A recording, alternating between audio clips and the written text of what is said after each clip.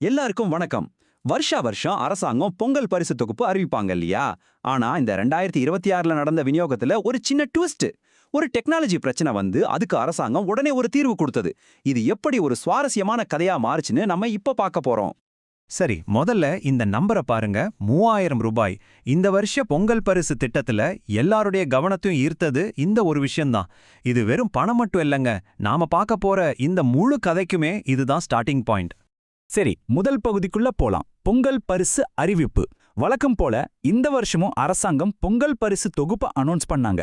முதல்ல அந்த அறிவிப்புல என்னெல்லாம் இருந்துச்சுன்னு ஒரு பார்வை பார்த்துடலாம்.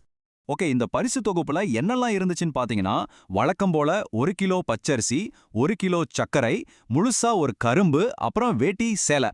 ஆனா இந்த தடவை இது கூடவே 3000 ரூபாய் ரொக்க பணமும் இருந்துச்சு. இதுதான் இந்த திட்டத்தோட ஹைலைட்னே சொல்லலாம். பின்னால நடந்த எல்லா சம்பவங்களுக்கும் இதுதான் ஒரு முக்கியமான காரணமா இருந்துச்சு.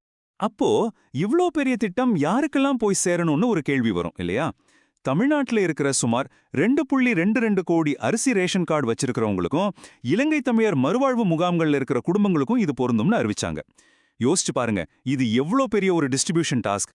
இந்த திட்டம் எவ்வளோ வேகமா ஒரு குறுகிய டைம்லைன்ல செயல்படுத்தப்பட்டுச்சுன்னு பாருங்களேன். ஜனவரி 8ஆம் தேதி தான் முதலமைச்சர் இந்த திட்டத்தையே தொடங்கி வைக்கிறாரு. ஆனா வெறும் 2 நாள்ல, அதாவது ஜனவரி 10ஆம் தேதிக்குள்ள 84 லட்சத்துக்கும் அதிகமான குடும்பங்களுக்கு இந்த பரிசு பொருள் போய் சேர்ந்துடுச்சு. டார்கெட் என்னன்னா, பொங்கலுக்குள்ள எல்லாருக்கும் இது கிடைக்கணும். சரி, இப்போ 2வது பகுதிக்கு வருவோம். விநியோகத்துல வந்த ஒரு சவால். எல்லாம் திட்டமிட்டபடி ரொம்ப நல்லா போயிட்டு இருந்த நேரத்துல தான் ஒரு பெரிய பிரச்சனை திடீர்னு கிளம்புச்சு. ஆனா ஒரு சிஸ்டம் நாம நினைச்ச மாதிரி சரியா வேலை செய்யலனா என்ன ஆகும்? இந்த கேள்விதான் இந்த கதையோட முக்கியமான பிரச்சனைக்கே நம்மள கூட்டிட்டு போகுது. பிரச்சனை இங்க தான் ஆரம்பிச்சது. வெரிஃபிகேஷனுக்காக யூஸ் பண்ண பயோமெட்ரிக் மிஷின், அதாவது கைரேகை வைக்கிற அந்த மிஷின் நிறைய இடங்கள்ல சரியா வேலை செய்யல. அதுலயும் குறிப்பா யாருக்கு இந்த உதவி ரொம்ப ரொம்ப தேவையோ அந்த வயசானவங்களோட கைரேகையை இந்த மிஷின் ஏத்துக்கவே இல்லை. இப்ப நீங்க பாக்குறது இந்த ப்ராசஸ் எப்படி இருக்கணும்னு எதிர்பார்த்தாங்க. ஆனா உண்மையில் அங்க என்ன நடந்துச்சுங்கிறதுக்குள்ள வித்தியாசத்தை தான். சட்டுன்னு கைரேகை வச்சுட்டு போயிடலாம்னு நினைச்சா அங்க மிஷின் எரர், மணிக்கணக்குல காத்திருப்பு, கடைசில வெறும் கையோட திரும்பி போறது, இதெல்லாம் தான் நடந்துச்சு. அங்க நின்ன ஒருத்தரோட ஆதங்கத்தை கேளுங்க. நான் எவ்வளோ நேரமா காத்துட்டு இருக்கேன், ஆனா இந்த மிஷின் என் கைரேகை ஏத்துக்க மாட்டேங்குது. நான் எப்படி என் பொங்கல் பரிசை வாங்குறது? இது ஒருத்தரோட குரல் இல்ல. இந்த டெக்னிக்கல் பிரச்சனையால தங்களுக்கு பரிசு கிடைக்காம போயிடுமோன்னு பயந்த ஆயிரக்கணக்கான மக்களோட கவலையே இது காட்டுது. சரி, அடுத்த பகுதிக்கு போலாம். அரசாங்கத்தோட உடனடி தீர்வு. இவ்ளோ பெரிய பிரச்சனை வந்ததும் அரசாங்கம் எப்படி ரியாக்ட் பண்ணாங்க? வாங்க அதுக்கு என்ன தீர்வு கொண்டு வந்தாங்கன்னு பார்க்கலாம். மக்களோட புகார்களும் ரேஷன் கடையில வேலை செய்யறவங்களோட ஃபீட்பேக்கும் வேகமா அதிகாரிகளோட கவனத்துக்கு போச்சு. அப்போதான் உங்களுக்கு புரிஞ்சது, இது ஏதோ 1-2 இடத்துல நடக்கிற பிரச்சனை இல்ல, இது மாநிலம் முழுக்க இருக்கிற ஒரு பெரிய இஷ்யூன்னு அரசாங்கம் உடனே உணர்ந்துக்கிட்டாங்க. இந்த இடத்துல தான் கதையில ஒரு முக்கியமான டேர்னிங் பாயிண்ட் வருது. ஃபுட் அண்ட் கோஆபரேஷன் டிபார்ட்மெண்ட், அதாவது உணவு மற்றும் கூட்டுறவுத்துறை உடனே மாநிலம் முழுக்க ஒரு ஆர்டர் பாஸ் பண்ணாங்க. அந்த உத்தரவு ரொம்ப சிம்பிள். கைரேகை வேலை செய்யலையா? பரவாயில்ல, வேற வழிகளில் வெரிஃபை பண்ணி மக்களுக்கு பரிசு கொடுங்க, அவ்வளவுதான். அப்போ அந்த வேற வழிகள் என்ன?